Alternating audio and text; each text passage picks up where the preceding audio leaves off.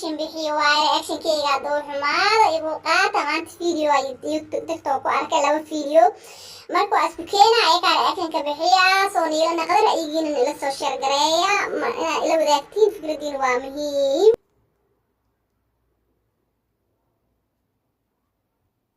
video ugu horeeyaan oo bilaabaya xabadkan iyo xabaddan waxa kala qabsado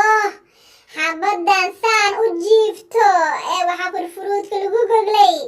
waxay u baahan tahay nin iyo macalin furuudka isku leefo maahana ma u baahna hal asaga bitacbaan usulkaba dhibaaya ma fahanteen qudaarta xataa aasan cuni karin waa xarfaan kala niisoo geliyaa marka xarfaan